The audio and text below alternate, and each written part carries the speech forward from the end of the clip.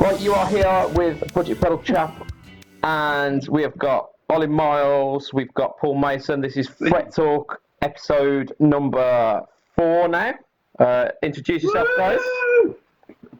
So we got Ollie there, and we got Hello. Also known as Animal. Yeah. Yeah. and we got Quite amusing. You yeah. look like Animal. I've got the Animal hat on. So we're gonna move swiftly today because we've got lots of NAMM releases to get through. First of all, what have we been up to this week? Ollie, you've been playing about with your Kemper, haven't you? Yeah. I've finally took the time to sit down and mess around with different profiles and just play about with it. Whereas when I first got it, I downloaded about 3 that I thought I'd like, and I stuck with them. Yeah. But I kind of did it. You done a little Go on. live stream and went through some of the models. So were there any that kind of took you by surprise, or any that you thought you'd like that perhaps didn't quite resonate with you? In all fairness, I don't think I had a bad profile as such. There are a couple that I wouldn't use regularly, but I didn't like turn one on and go, "That's horrible." Yeah. Kill it with fire. One I was pleasantly surprised by was it was a Sunface fuzz, which I believe, I can't remember who makes it, but it was a Sunface fuzz into a clean Cornford of some sort. Oh, brilliant. I mean, I had to cut a little bit the low end because the low end was just Big booming woofy, a yeah. bit. But that was a lot of fun. I've been playing that a lot. What else did I have? Yeah, just I think I had an orange OR50, Yeah. a couple of Cornfords, a Fender Vaporizer, which I was pleasantly surprised with. Yeah, I thought that sounded really good actually. It was on the Vaporizer channel, weren't it? So it was. Yeah, it was on the everything on 10 button. Yeah, which sounded fantastic. Yeah, I was having to play that with that last night. I think there was a Richie Kotzen signature Ooh. at some point, which And what's this? Yeah, I don't- He's done quite a few signatures. Was it a Cornford or? it was a Cornford. Yeah, Yeah. I think that was the other Cornford I had. Oh, brilliant. Then Blues Breaker, Yeah. some sort of Fender Blues Deluxe, I think it was. Yeah. Under your request, a couple of Ignators, which were The Ignators were brilliant, weren't they? yeah. I think one of them I wouldn't use. Yeah. There was one of the profiles I had of an Ignator, which was kind of take it or leave it. Yeah. I'd be happy either way. When you got onto the Igniter Armageddon, there was just so much gain that your smile couldn't have got any bigger. Yeah, it was. I with a name like Armageddon, I should have expected it really. Yeah. But no, that was a lot of fun. Yeah, speaking of Igniters, I actually dusted off my Igniter. I've got a Rebel 20 head. And I dusted it off this week and took it to practice. And it sounded absolutely immense. It sounded so good. Yeah. For those that know me, they'll know that I tend to run TC Mojos in the front end. The plural of Mojos. Indeed.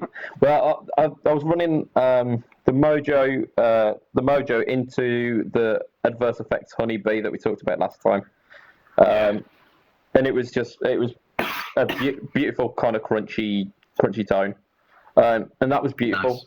Unfortunately, my EL84s packed in halfway through practice, and I had to then use the practice room's Roland Cube, which was not so.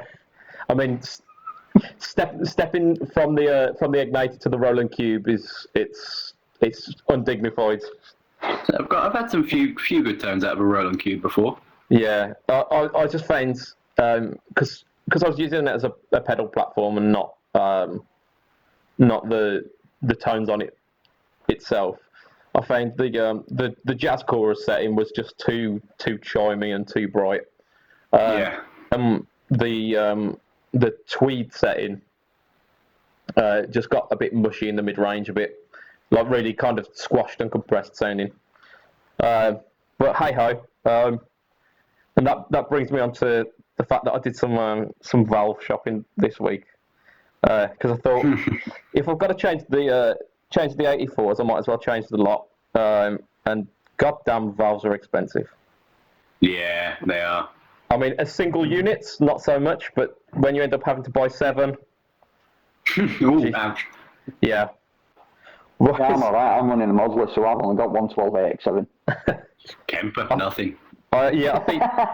To be honest, I think you guys have got the idea there. Unfortunately, I don't think my ears will allow me to switch to any other modelling after listening to the that igniter sing at full volume. Probably didn't help that I had the master fully cranked as well. So, but hey ho. Yeah. Right. So, like I say, we have got absolute tons of stuff to get through this week because again, it was Summer NAMM, which is kind of historically not the one where big announcements happen, but there seems to be a fair amount. So we've got to start off with Paul. You said there was a couple of announcements by Charvel or Shovel, as we were calling it. Shovel guitar. I was saying to you guys earlier. I mean, it's a bit of a weird one because normally I look at the NAMMs and it's like, right, okay, reissues of something that we've already seen. It's there's a new something that's already existing, so it's usually quite boring. Yeah. But this year, Charvel have released, in one case, they've re-released a couple of signature models. Okay. The first one is the Warren DeMartini Pro Mod. Now, if anybody doesn't know Warren DeMartini, you might recognise the name Rat. Yeah. Yep, he's their guitarist. Obviously, he was like Rat's contemporaries with Ozzy Osbourne and Doc and Joe in the 90s. Yeah. It's basically it's a stripped down San Dimas with a Floyd Rose, single humbucker in the bridge, single coil in the neck, three-way switch, volume control, but it's got his signature snakeskin finish on. So it is proper 90s hair metal. Yeah, it's taken that kind of 80s excess and running with that aesthetic. I like it. Yeah, how expensive is it? I can't remember offhand. I think it's somewhere up around the Grand region. Yeah. But I mean, the weird thing is when Rat were actually popular, well, when they started becoming popular in the 90s, he was just playing plain red Charvels and Kramers. Yeah. And then suddenly he got a signature model and decided, no, I want a snakeskin. So if you can get past the snakeskin, it is actually a really nice looking guitar. I'd buy it. I mean, you get that with the Lynch models as well, don't you? The Tiger Stripe. Yeah, these kind of Tiger Stripe, and isn't there? There's the Kamikaze as well, which is like Kamikaze. There's a Tiger Stripe. There's the Skull and Snakes, also known as the Hadji. That's the whole body though. That's kind of in with that aesthetic, isn't it? No. That's Bones. Oh, Bones. Okay. But yeah, I'm a George Lynch fan. Yes, yeah, much more so than myself. I know a little bit. I just remember George Lynch having big hair and tasteless guitars. Yeah. But the other announcement from Charvel is, speaking of Ozzy Osbourne, it's a J.K. Lee signature model. Fantastic. Obviously, J.K. Lee was interim guitarist between Randy Rhoads and Zakk Wylde. Yeah, often forgotten, isn't he, J.K. Lee? Yeah, he is, but it's a shame because he is a hell of a guitarist. But in the days when he was playing with Ozzy and just after, when he went solo, he was actually playing an ESP. Oh, was he? Yeah, he was in Dorsey label mate with Lynch, which is actually quite amusing because George Lynch actually got the Ozzy Osbourne gig for about 2 months after Randy Rhodes passed away, and then they sacked him off and got Jake E. Lee instead. And they were both playing ESPs, but the Charvel is actually an exact replica of the ESP signature. So it's like a cream finish. I think it's ebony board, black scratch plate. Is it HSH as well? The one I saw was HSS. Oh, was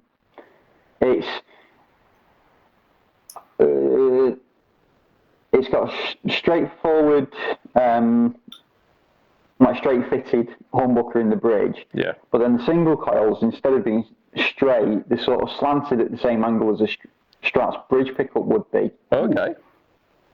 Which is exactly what his ESP was. Okay. So they've carried the design over from ESP and done, as I say, an exact replica of it. I think it's hardtail as well, actually. I really need to get myself a Super Strat of some sort, just to kind of... If I get a metal gig, I don't actually have a metal guitar to use. I've got a Telly, a Firebird, and a Les Paul. You could do metal on a Les Paul. Yeah, but not like... that's right. I like my guitars high up. A high up Les Paul looks stupid. Yes, it does. Yeah. So yeah, I mean, it sounds like some interesting releases from Charvel, kind of paying homage to those kind of excessive artists of the 80s and 90s. The hair metal heroes. Hair metal heroes, that's the one. So we've got something called something by a company called AudioOx. Do you want to let us know a little bit about this, Ollie? Well, that's the model name is the AudioOx. Oh, is the it? company? Oh, okay. It's made by Universal Audio. Oh, okay. If you don't know who Universal Audio are, look up the Apollo preamps, which are audio interfaces. They're expensive stuff, but if you're going to buy an audio interface and you want something just good, well, better than good, you want the best, then you buy an Universal Audio one, just because they are unbelievably powerful. I think Rabea of YouTube and Anderton's fame. There aren't many of them around, are there? There aren't many Rabeas. They did a video where they took I think it's called the 8P interface. Yeah. And because Universal Audio make loads of plugins which model old preamps and guitar amps and stuff. Yeah. They did a comparison where they got an actual desk with Neve preamps and stuff versus, and they recorded it at the same time, so it's the same performance. Yeah. So one was a real thing, one was emulations from Universal Audio using that interface, and there was a slight difference in the low end that you could tell. Okay. So I recommend going and finding that video because the performance itself of the 4-piece band is just incredible. Yeah. But the Ox, if it's anything like their interfaces and their preamps and their plugins, this will probably be the best attenuator on the market. I'd go as far to say. So it's an attenuator, but doesn't it also do speaker modeling as well? Yeah, it's got a line out, headphone out, has reverb. I'm just looking at a picture. It looks like you can have different presets as well. Okay. So you can. There's an app for it by the looks of things. Yeah, there's a Ox mobile or desktop app. So you can edit presets from your phone, so I guess you can have more than the 4 knobs to play with. This is something we're seeing quite a lot these days, isn't it? Yeah. Paul, come on, grow up. No, never. But you can change the speaker cab emulations. So I'd be interested to see if those are if they're like the Tech 21 kind of speaker emulations where it's all solid state circuitry and basically just a fancy EQ. Yeah. Or if you can actually load proper impulse responses into it. Because if you can do that, then you're going to be on par with. You're going to be above just about everything else, I think.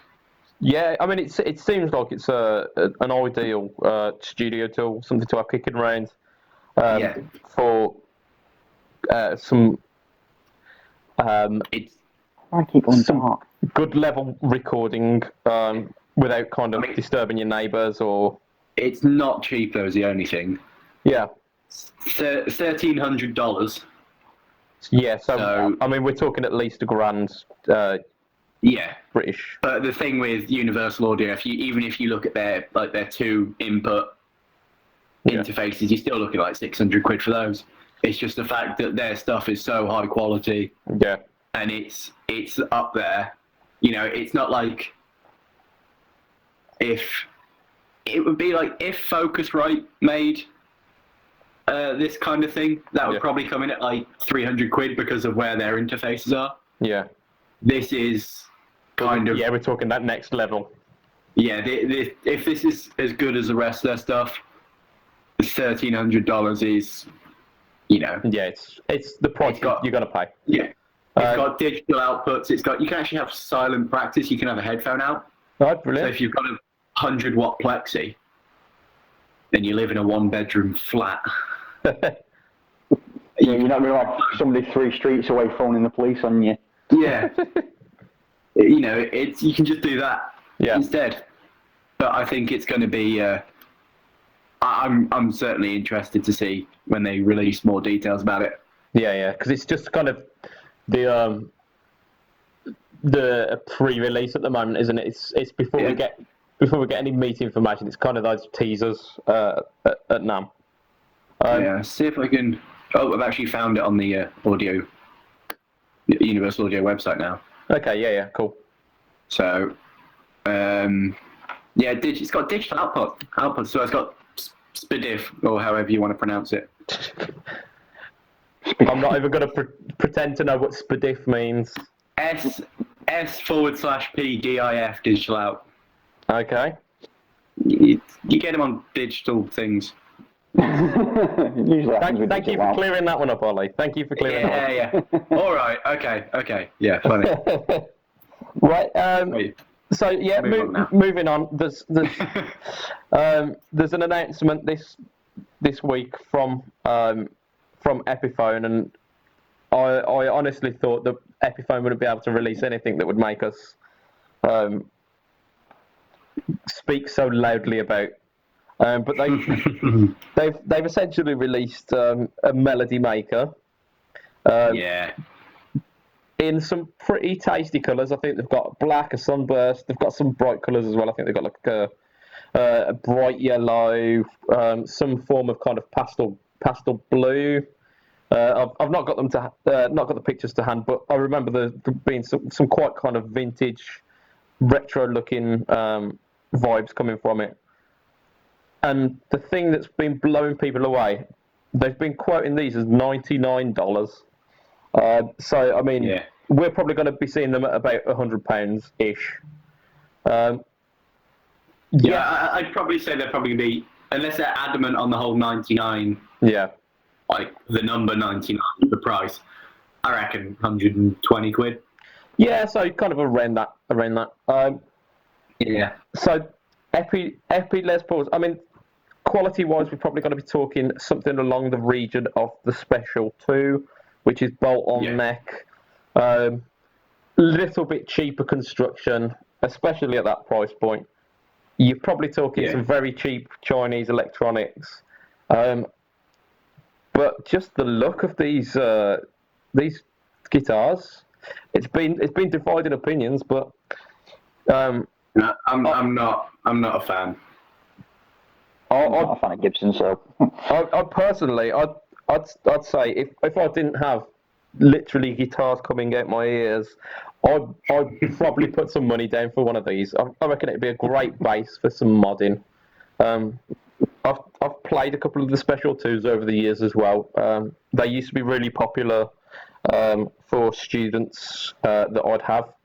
And the Special 2s, they weren't bad.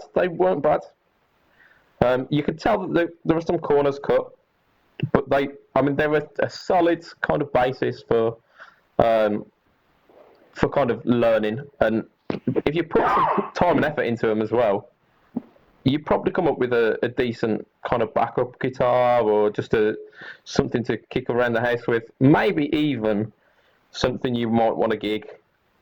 The aesthetic, it's fresh. It's fresh. It's something different. So yeah, I was really digging them, especially the really vibrant colours as well. I thought it's got a really kind of retro vibe.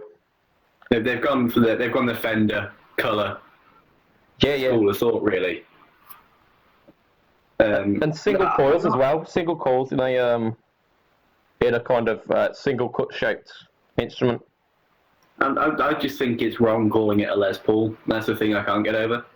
If they'd have called it a Melody Maker, I could have accepted it maybe. But the fact they're trying to set it off as a Les Paul just doesn't sit well with me. Because it's not mahogany, it's not set neck, it's single cut. Yeah. But it hasn't got humbuckers. Yeah, it's a Les Paul in shape, but it's not a Les Paul in spirit, I suppose. Or any other way. Yeah. You know, isn't it made of poplar as well? I don't know the specs off by hand, and I've not got the spec sheet. But I'd imagine it's not going to be mahogany. It's not going to be premium quality materials at that price. Yeah. So also, we've got a release from Taylor. It might be a re-release. I don't know much about Taylor guitars. I'll be honest. But I've played a couple. They've announced a 12-string. Something you don't see all that often. Yeah, it's not like Taylor haven't done 12 strings before, but it's a tweak on an existing model. To be fair, I mean, what can you say? It's a Taylor. It's a 12-string. Yeah, there's not a great deal to say about it, and if I'm honest, acoustic guitars are not my thing. No, me neither. I feel a little bit lost on them. I like bending strings. I'll admit, if I was to buy another acoustic, because mine's absolutely knackered. I mean, the action, you don't measure it in millimetres, you measure it in double-decker buses. But if I was to buy another acoustic, I would actually be sorely tempted to get a 12-string.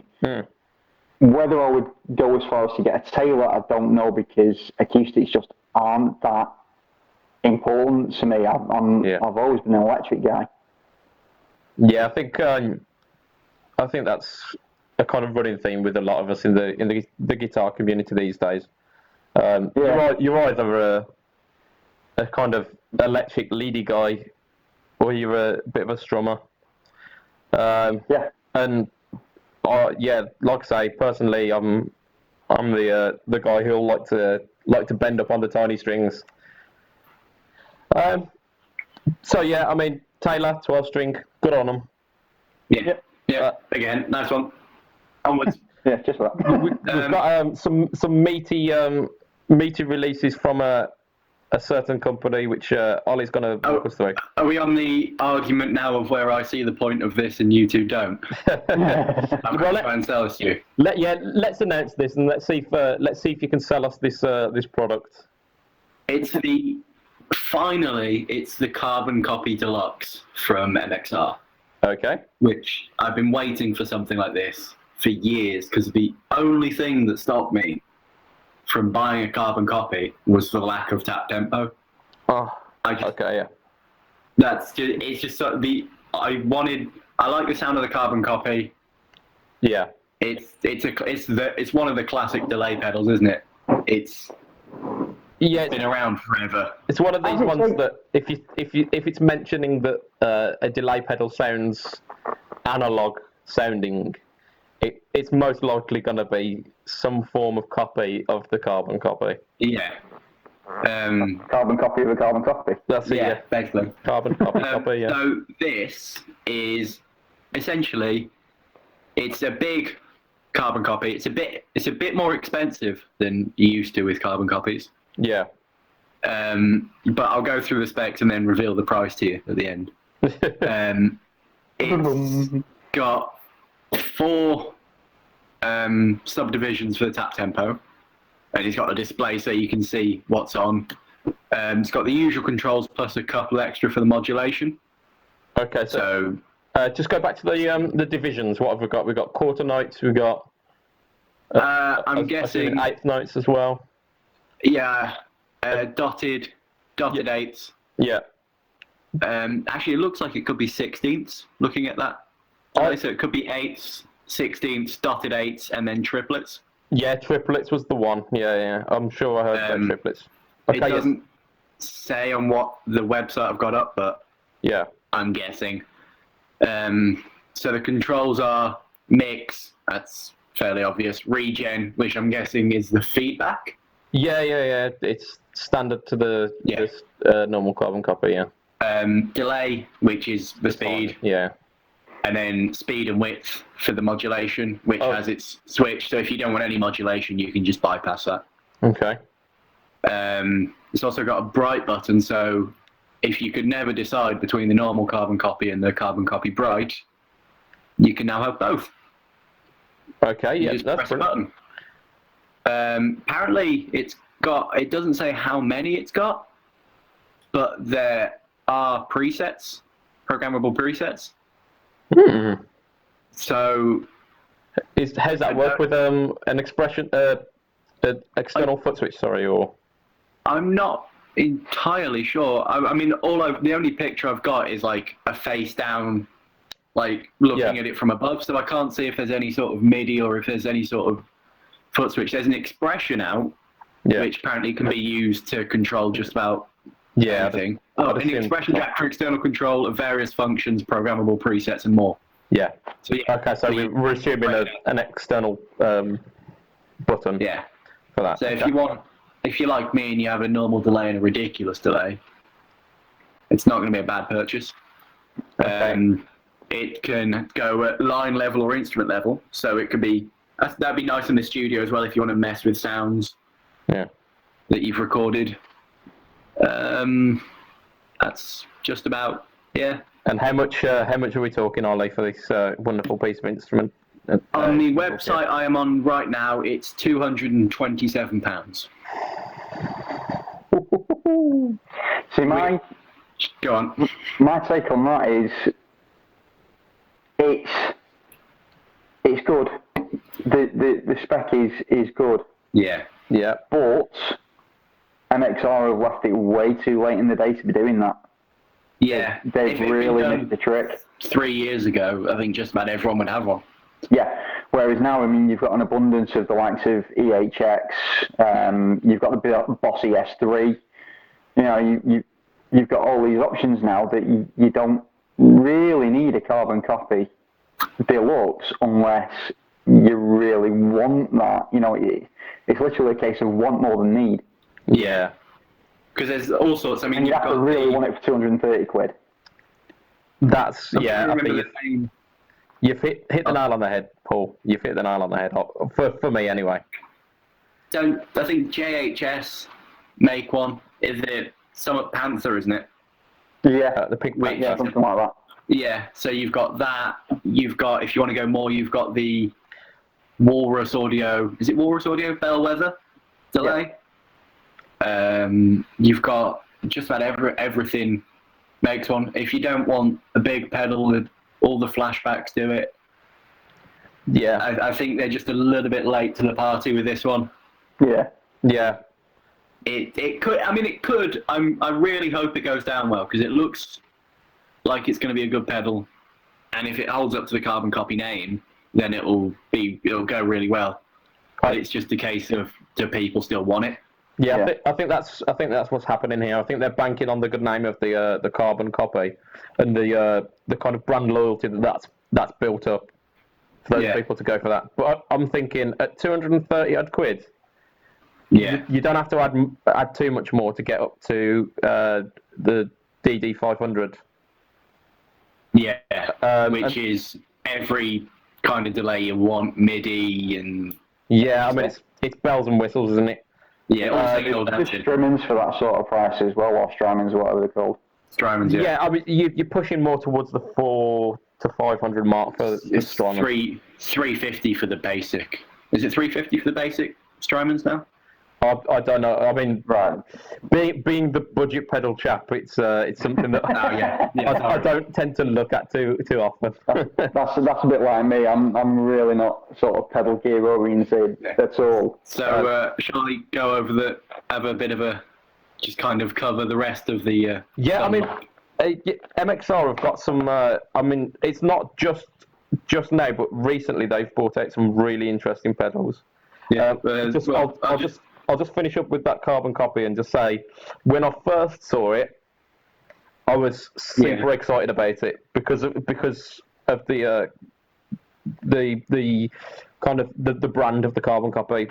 But then the more I thought about it, the more I just had to question and just thought, is there actually really a market for this? It's like a pebble in an ocean, isn't it? Really? Yeah. This is what else MXR have got, or MXR and Dunlop, that sort of whole thing they've got going on as well at the moment. So they've got the MXR Booster Mini, which supposedly is like a mix of the MXR Microamp and the Echoplex preamp pedal. Yeah. Which has got a volume and a tone. So I'm guessing it's got like the boosting power of the Microamp, because the Microamp's fairly clean from what I remember. So I'm guessing it's just the utter power of the Microamp and that just EQ shape of the preamp, and you can mix and blend with the volume and tone controls. But that's a mini pedal. Yeah. So a mini offering with the two, which space saving. Yeah, $100 for that. Not bad at all, is it? No. Then one that if I were a bass player, I would be interested in this, which is the Geezer Butler Crybaby. Okay. Of Black Sabbath fame, obviously. Indeed, yes. So that doesn't have a price written anywhere near it that I can see. That means it's going to be expensive. Yeah, but it's got the auto switching, like the Morley pedals, so you don't have to worry about switching it on and off. Yeah, it engages when you rock the pedal itself. So stomp and go. Yeah, I'd be quite interested in that. I'm quite interested to see how it voices on guitar as well, for if you're playing low stuff. It will be interesting. Yeah. That's that done. Have we got any more from MXR and Dunlop? Yeah. More Joe Bonamassa stuff. More? Could there be any more? Another signature pedal for Joe Bonamassa. This is quite interesting, though. Is that? Yeah, it's the special overdrive which they did with Way Huge. Yeah. However long ago it was, but it's essentially two of those in a pedal. I don't think you can have them both on at the same time, because the two switches, one says bypass, one says drive select. Okay. So, and there's a switch that says series on it, so that's going to do something. There's a switch, it has to do something. Yeah. I'm assuming it drives them concurrently. Yeah, maybe, but you can have two at different settings, and then you can play with that and have a lead boost or whatever. Just fill your boots. You can run them in series for overdrive into overdrive magic, as Music Radar is saying. The marketing spiel. Yeah, so you can have one on, or you can just have them all on, and you can be really noisy, and you can feedback when you're not playing, and just sound like a dick. So that's that covered. Don't hold yourself back, Ollie. Say it as it is. Yeah, there you know. Sub-octave bass fuzz. Cool, yeah. That could be interesting. Fairly self-explanatory. Yeah. The octave is switchable. There's a dry blend as well, so that could be interesting. See how that translates onto guitar as well. Yeah. Now we're on to the fun part. Jimi Hendrix Crybaby Miniwah. Absolutely. That's pretty cool, actually, yeah. But let's face it, they're milking the name, aren't they? They are. Yeah, I think Hendrix stuff's been done to death ever since he died. And then we've got 3 more Hendrix pedals. which I'll just go through very quickly. Gypsy Fuzz in P90 sized housing. And it's got a tone control as well. Wow. P90 size housing, does that mean you're supposed to actually fit it to your guitar?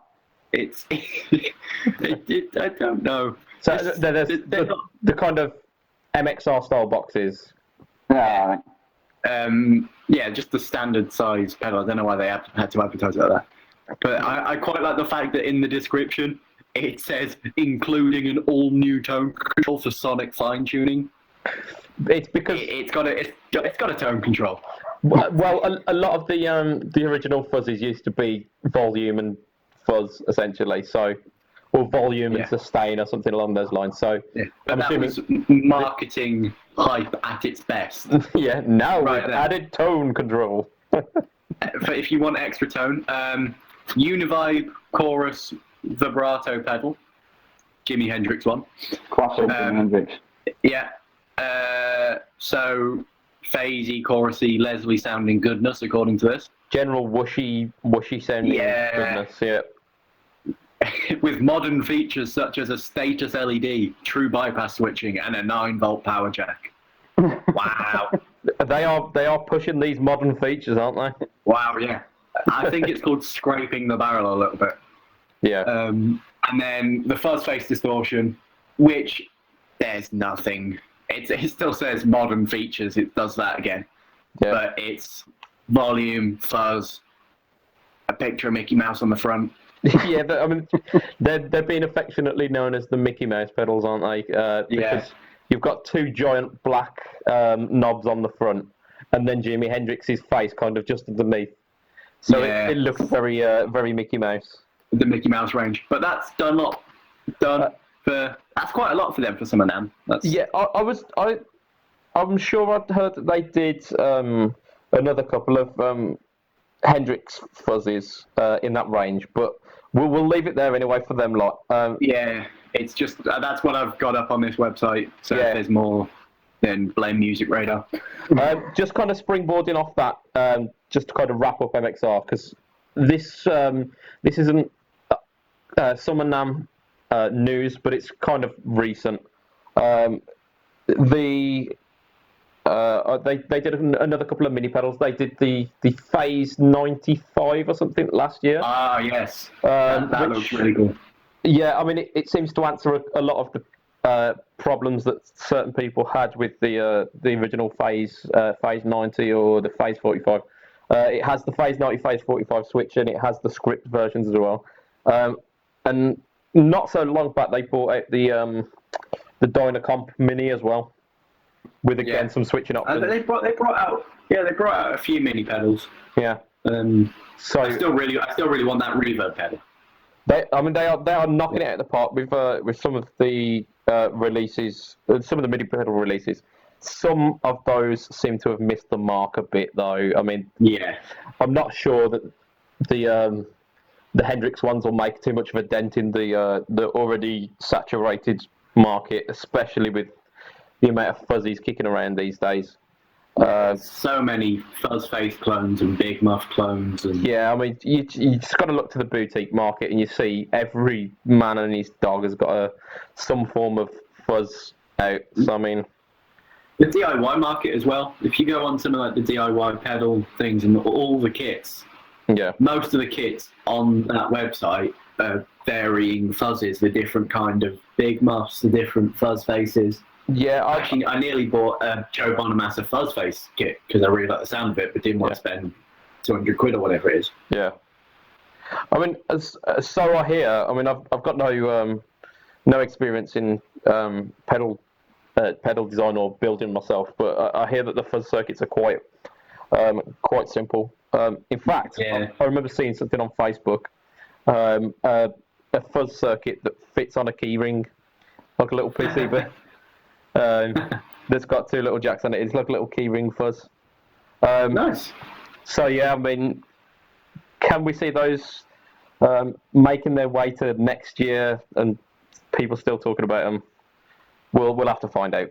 I think if you like the whole Jimi Hendrix thing and you Yeah. want to do that, I mean, it's not for me.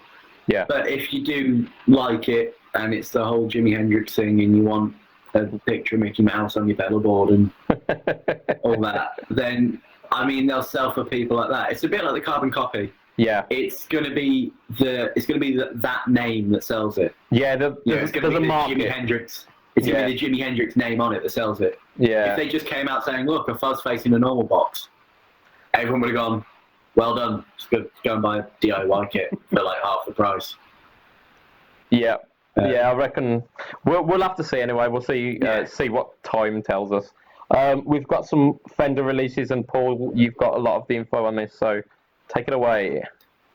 Yeah, full fat Fender stuff. I don't normally pay that much attention to because it's normally very much the way you are with pedals, Adam. I'm very much like that with guitars. If it costs more than £300, I'm not interested. Yeah. Because I mean, you take the likes of the Eric Clapton Strat. I mean, it's £2,000? I don't know. It's something like that. When you could buy a Mexican Strat, stick a set of lace sensors in it or whatever pickups Clapton's using now. Yeah, he's moved away from the lace sensors, but yeah, well, that's what I mean. I get your point. Yeah. Yeah, you've got the same spec and saved yourself £1,000. Doesn't he use the noiseless? Yeah, so he uses the Fender noiseless pickups now. Well, that's what I mean. You can buy £300 Mexican Strat, buy the pickup separately, and you've saved yourself £1,000 for the same, basically the same spec. But there are a couple of releases that do look really interesting, and they are super limited edition. Ooh, do tell. So I'm actually going to do it in the opposite order to what I was going to do. The first one is the 75th anniversary, I think it is, of the Battle of the Pacific, World War II. Oh, yeah, I've seen these. Yeah, and they have actually released a Pacific B25 model Strat and Telecaster, both of which they kind of like a really deep sea green. Behind the bridge, it's got in white military stencil B25. It's got the US Air Force roundel, and then I can't remember what the number is. I think it's 3255 or something like that, which would have been a typical aircraft fuselage tag number. Wow. The scratch plate on both guitars is actually modelled to depict a B-25 bomber. As I say, I've found a picture of him now. Just have a look at it. These are the sort of guitars where if you wanted to buy something just to show off with it, you could. Thank you, Ollie. Yeah, there it is. There's the telly. That's good. Yeah, yes. Yeah, it is the sort of guitar that if you wanted to buy it to show off with it, then you could, or you could stick it in a case for another 25 years. Yeah. And then it'll be worth an absolute fortune on the 100th anniversary. Prices are going to be ridiculous. Yeah, it's definitely a collector's piece. A limited edition, yeah. Yeah, you've got to be in the market. I've just seen the price of it. How much? It's a lot. It's Is it as much as the Robbie Robertson copper one? It's just over $7,500. No, the Robbie Robertson was £8,000. Yeah, it's £7,569. Yeah, they're the sort of guitars where if you have to ask the price of it, you can't afford it. Yeah. Although it does just remind me of, I don't know if you two would necessarily know, it's Schecter. Did some a few years ago. Who are these Schecter you speak of? Yeah, funny. The Schecter did like varying shapes and stuff like that, but it was all aircraft kind of themed as well. Okay. A few years ago, and they were selling for like $700. I don't remember that. It's probably three years ago now. They stopped doing them. Yeah. But they were a tenth of that price. Obviously, the pick guards weren't made from actual aircraft aluminium and all that nonsense. Yeah. But they did look cool, and as a 15-year-old, I did really want one. But I mean, as I say, I mean, the kind of you can have them as a player's guitar if you want them, or you can use them as a showpiece. Yeah. The other offering from Fender this year is whereas the B25 models are commemorating something, Yeah. they have a model called the Front Row Legend Esquire. I think it's Legend. The Front Row Esquire. Okay. And if you get one of these, it is actually... Oh, that's cool. Yeah, that's one of the Schecters. Just right. sorry for interrupting, but just Yeah. Well, that was then. The Front Row Esquire. Yeah. If you buy one of these, you are literally buying a piece of history, because somehow Fender have managed to secure a boatload of the bleacher boards from the Hollywood Bowl. Oh, okay. wow. And built them into limited edition Telecasters. Well, Esquires. Yeah. So as I say, that is the sort of, and that will be even more expensive than the B25. I mean, you've got to assume so. I mean, they've Yeah. been doing some. I didn't even bother looking at the price because I just knew it was going to be a steep price. But having said that, I mean, as I say, I'm not one for expensive guitars. Yeah. I firmly believe that if you buy a cheap guitar and do enough to it, you can get the same quality as a £3,000 guitar for about a third of the price. But if I had the money, I would actually put my hand in my pocket for one of these. Purely because of the historical value of it. Yeah. Quite how I would feel about having a guitar that's had something like 7.5 million RC sat on it, I'm not too sure, but I wouldn't be playing it. Yeah. That would be one way you'd put it in a glass case and leave it there, because in a couple of years, in 10 years, it's going to have doubled, tripled in value. You know, it is an investment. It's not an instrument. It's an investment. Yeah. I don't normally agree with guitars as investments, but on this, because of its significance, I actually would. Yeah. They did something a couple of years back with some more interesting materials as well. I think they did something with The cardboard one. No, they repurposed some pieces of barn. Oh, those are the redwood ones. Yeah. Yeah. So I mean, Fender are definitely looking to some different places for inspiration recently, which, I mean, agree with it or not, it's definitely it's pushing it in a different direction. Is there anything else from Fender that we've missed out on? Just before we move on, what you've just said there has just made me think of something that we had a conversation about. I think it was Carl actually started the conversation on it about how HuffPost saying Fender and Gibson are reporting that their sales are dropping because of the massive amounts of guitars that are available in the second-hand market. Yeah. And it's not sustainable to keep producing brand new guitars. But that brought me onto a question of, like you're saying about reclaiming barn sections and stuff like that to make guitars out of them. Yeah. Why aren't they buying up the old Fenders and repurposing them? Well, you think about it, Rosewood is now under heavy CITES restriction. Yeah. If they bought up all their old guitars, they've got a net, well, a fretboard at least, that has a ready played in feel, and there's people will pay thousands for a guitar that has a ready played in feel. Yeah. So And you've got a fretboard with a ready played in feel. You've no shortage of Rosewood because it's all out there, it's on the market. And all they need to do is just scour eBay, snap up all their old guitars. Yeah, snap up the bargains and yeah, put a kind of master build touch on it, and yeah, exactly. So you know, it's an interesting concept. Screamers Fender are making out.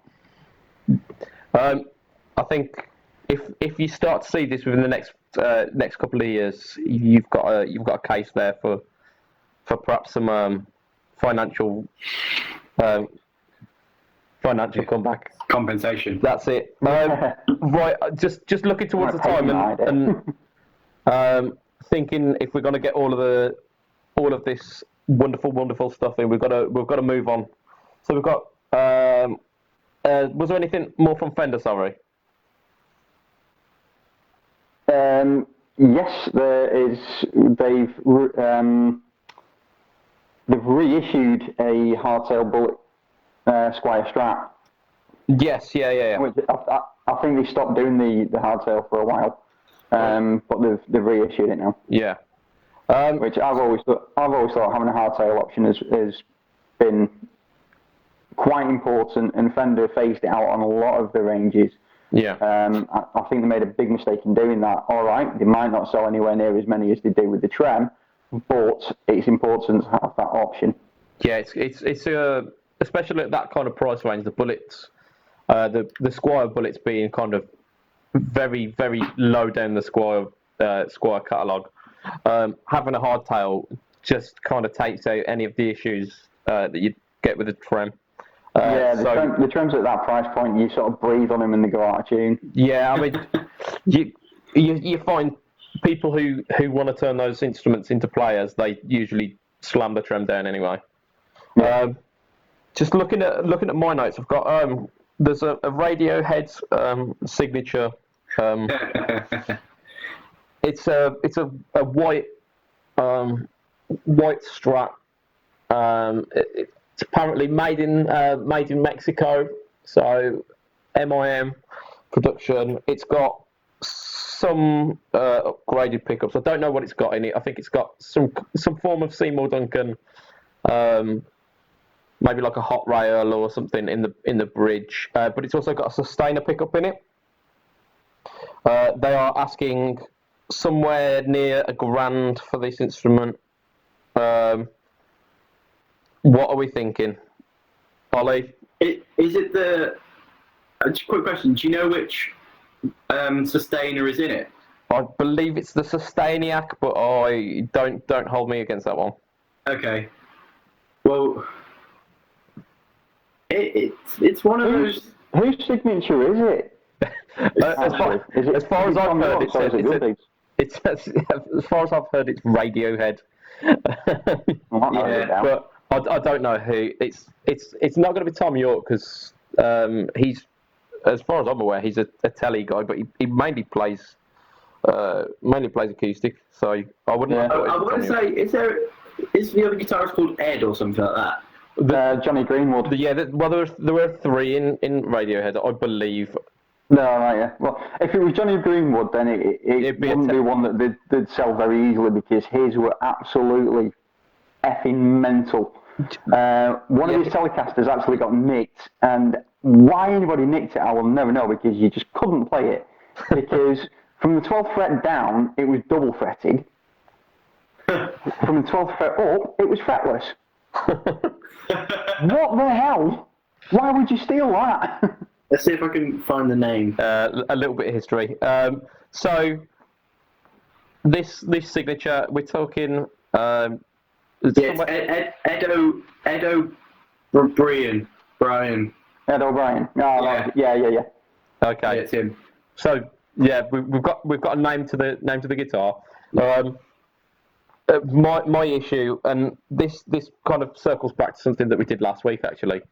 So this, as well as the Paisley Telecaster, I in error kind of assumed that it would have been American made or at least Japanese made. Apparently that's made in Mexico as well. My issue with both of these is a made in Mexico instrument. Doesn't matter how fancy you have hardware on it. It should not be coming in at $1,000. No, just shouldn't be. They're trying to cash in on names again. Yeah. I mean, like I say, it comes back to what we were saying about the likes of the Eric Clapton Strat for $2,000. Yeah. When you can get exactly the same spec for £500. I mean, I did a little bit of a little bit of research on this for myself actually, because I thought that kind of spec for just a kind of made in Mexico strap was ridiculous. So I actually went on Warmer and sourced prices for it, and ended up pricing a Warmouth made body, which is American made. Warmouth made neck. Warmouth is a premium anyway, isn't it? It's more expensive than this is why. Yeah, I mean that's exactly why I went for Warmouth rather than going one of these cheap Chinese imports. So I mean you're getting good quality there, and I think both the neck and the body came in at somewhere near about four to 500 quid. If you put the price of the electronics, including the pickups, and this is RRP rather than the discount that you'd get if you were buying in bulk that Fender were probably getting. That was another kind of 200-ish. I think it was about 280 quid. All in all, plus hardware, plus scratch plate, plus everything else, it came in at somewhere near 850 quid. And this is like top spec quality pieces. So I mean, if my argument is if you can make a custom made guitar with quality parts for less than they're asking a mass produced one to be made, then there's some form of error happening there. They're playing very hard on the name, and Radiohead. I don't think they're that important anymore. Yeah. I watched Radiohead at Glastonbury, and I'll be honest, I'll just be straight. I'll just be brutal. They sucked. they weren't good. They're long past it. I mean, they're living off creep. They're still living off creep. In their defense, I mean, they were instrumental in a period of kind of British music history. Yeah, but that's way back in the 90s now. Yeah, I think that moment's we're gone. 20 years down the line. Yeah. But I mean, same with the Paisley Telecaster as well. You could put together a decent piece of kit for probably half, if not 2/3 of the price that they're asking for the Paisley. So yeah, I suppose you could argue with the Brad Paisley Telecaster. He is current, he's relevant. Yeah. Whereas Radiohead, not so much anymore. Yeah. I mean, there's more of a name to cash in on there, really, I suppose. But it's cashing in on the name. Yeah. So yeah, I think that's me standing up on my little soapbox a little there. But I think the most expensive part of that entire guitar would be the Sustainiac. Yeah, they're hard to source. Yeah. They're hard to source. The Sustainiac, I remember I wanted to buy one ages ago, and the website is like this text-based. It's not like a proper company website. It's clearly something someone's made. Yeah. In their own time or whatever. Old HTML. Yeah, it's that sort of thing, and it's got a little form at the end where you email them and you send them money and they ship it out to you. But it's depending on what you get, you're looking at $200. I think it's about $250. Oh right. Just for a standard. So that's the most expensive part of the guitar for them. Then you get the Seymour Duncan pickup, which Fender probably get for about 50 quid. Probably. So I hear that the markup on branded pickups to put into production models, it's a very tight margin. So that's why I was quite generous with the margins that I was giving there. They're not going to, the wood they've got, they're not going to end up spending that much money on it. So they've probably got a good 300 quid, whereas you did it with Warmoth. Yeah. and there's about 150 quid difference in price between what you built and what you can buy. Yeah, my They're theoretical. they're probably making 200, 300 minimum. Yeah, I mean, who knows? Who knows? But I mean, that was kind of my bugbear on that situation. Yeah. So I mean, we've gone through the news of the week. We're kind of running up to time, but I'd like to do one of our questions. One of our friends posted up this week on our Facebook page. He's after a clean boost for lead work. He uses a couple of different guitars. He's got a thin line Telecaster. He's got a Gretsch, but he also wants to use it for his acoustic as well. So, have we got any thoughts that might help him out on this? So, clean boosts or maybe alternatives. Spark Mini. Yeah. Whoa. Ollie. Straight away. So, Spark. So we're saying the Spark Mini. Yeah. Without a shadow of a doubt, I bought one just under a year ago. Yeah. It cost me 45, 50 quid. Yeah. We need to find out. Josh Bayton bought one. Not a CC Spark. He bought a clean boost. Oh, the little green thing. The little green thing. Yeah, it was 16 quid, but he said it was absolutely awesome. So we need to find out what that was. Yeah. I've got that on my board. I was using it with the Egnator in practice this week actually. It's for 16 quid. It's okay. It's Right. I would out of that I'd put the extra money I'd buy. In fact, Go and get the Spark. my money actually would go to Bright Onion pedals. They do something which is very similar. I think it's, to be honest, the internals are probably going to be nigh on the same. It's called the Soap Boost, but it's giving the money to kind of a UK manufacturer. It's one man up as far as I'm aware, and it's about the same price as the Spark. The thing that really sells a Spark for me though is if you do like little lead lines that are only a couple of like beats long, it's just a couple of notes that you need boosting. Yeah. The foot switch can act as a temporary. momentary switch. Yeah. Like if you hold it down, Yeah. after a certain amount of time, as soon as you take it off, it's only on. It's like a momentary switch. Yeah. Which I use so much. Or when I gigged, I used to use it all the time, just for little bits here and there, instead of having to like slam my foot down. Click, yeah. It was like up, hold, take it off, done. Which was a huge like selling point for me, and I wouldn't regret. Yeah.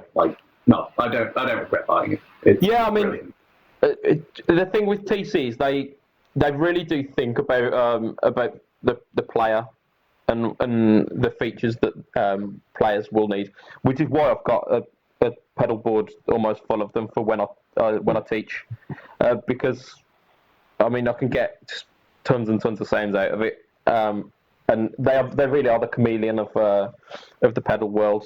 You can turn them to any sounds. But I mean, if a clean boost weren't an option, if we didn't have the Spark, have we got any kind of alternatives that you might suggest? With both my guitars, they've been converted from. Well, the Strat's been converted from volume in 2 tones to 2 volumes in a single tone. Yeah. My Showmaster was originally a 1 volume, 1 tone. Yeah. I've added a second volume. So I actually use my volume controls and flick between pickup selections to boost. Oh, okay, that's pretty cool. I mean, that's something that was mentioned in the thread that you can use if you bring your volume down to about 70%. Then when you're doing your lead break, you bring that volume up. I think You could probably actually mod a switch into your guitar specifically for that. You know, add a resistor in to cut the output. Mentioning Eric Clapton again, actually, he's got the mid boost circuit. TBX boost. Yeah, which it's an active thing, so it requires a battery, but it's something like a 20 dB boost at the fingertips. So I mean there is like that. But I think the problem with that is that the fact that he uses three different guitars, one of which being an acoustic as well. So that might not be feasible to do with each, like a mod for each and every one of them. It sounds a little odd using a boost on an acoustic. Yeah. I mean, actually, no. I suppose I can see the reason, because with an acoustic, when you start picking out single notes, it loses a lot of its strength and volume, whereas an electric, it tends to compress, so you keep in a lot of the same frequencies. Yeah. Something that was also mentioned in our thread, which I think probably will work well in this application, is an EQ pedal. Yeah. Because oftentimes it's not the volume that you need; it's the push in certain frequencies. Especially those upper mids, and just being able to boost those specific frequencies could work really well in this application. I think finally mentioning the old tried and trusty tube screamer for a boost, but in this situation, I mean, it does similar to the EQ, where it'll shelf the bottom end and it'll push those mids, so making you more present in the mix. But I think for his application, just the added gain is it's not worth the hassle. No, you certainly don't need a tube screamer on an acoustic. I reckon I'd go the MXR EQ. Yeah, the 10 band. The 10 or this, what is it? It's like, 6? Yeah, they got 5 or 6 think, band. Yeah. Over the Boss GE7. I mean, the Boss GE7 is classic, but it's, as with every Boss pedal, I'm going to be one of those people. It's not true bypass. It's a little bit dated. No, I completely agree. I think Boss get away with a little bit more than they perhaps should. And it's because of that heritage. If they updated it, without a doubt, I'd say the GE7. Yeah. But because MXR have just updated their EQ range, it's probably worth. They look all fancy and they're a little bit smaller, and it's just nicer put across. I would go with, if he wanted to spend the extra money, I'd go with a 10 band. Yeah. But the 6 band would just do a very similar job for what he wants. Yeah, I think you might be talking pedalboard space as well, though. So, I mean, if pedalboard space was an issue, we're saying go for the Spark. If not, or the Moore EQ. The tiny little, just something like 4 or 5, and it's if space isn't an issue, perhaps something bigger. Maybe the full size Spark, so you get a bit of tonal shaping. I think he mentioned the Boo Electronics Clean Boost, which is just a single volume knob, or perhaps the smaller MXR EQ. If space really isn't an issue, let's go for the 10 band. Yeah, why not? Why not? The 10, I might actually buy just for the fun of it, for my mini board that goes my Kemper. For the poops and the gigs. Yeah, that's the one. Right, so we are coming up to about an hour and 10 now, so I reckon we'll wrap it up. We had one more question, but we'll save that for another time. Yeah, I need to jump out anyway because I've got a wife arriving from Scotland. Fantastic. So no, not mail order. I've got to watch Game of Thrones, so. Yeah, so we'll allow that to happen. We'll allow that. Please, no spoilers, Mr. Miles. Yes. Oh, I'm not that kind of person. Not unless you annoy me, at which point I will ruin your life. Right, so I mean that's us for this week. You can catch me on Facebook at Budget Pedal Chap, on Instagram at budget_pedal_chap. Yeah, pretty much. I think that's pretty much it for me. Ollie Miles, we've got facebook.com/Ollie Miles Music, which he is going to update sometime soon. Probably. I might do a guitar cover. When I get round to it, I might do a guitar cover. Fantastic. And Mr. Mason, have you got anything you want to plug? If I were still playing with my band, I would be plugging Don't Panic Blackpool, but I'm on medical hiatus at the moment. So that's fine. Give him a plug anyway. Yeah, go on, do it. Share the love. By all means, give it a check out. Hopefully, I'm going to be back with him at some point soon. Yeah, fingers crossed for you. So that's facebook.com/Don't Panic Blackpool, was that? Yes. Fantastic. Right, so that's us for this week. I will be able to speak occasionally. I should probably work on that, being a host of this podcast. That's where we're going to leave it for this week. So goodbye. Hopefully we'll get you listening again soon. Goodbye.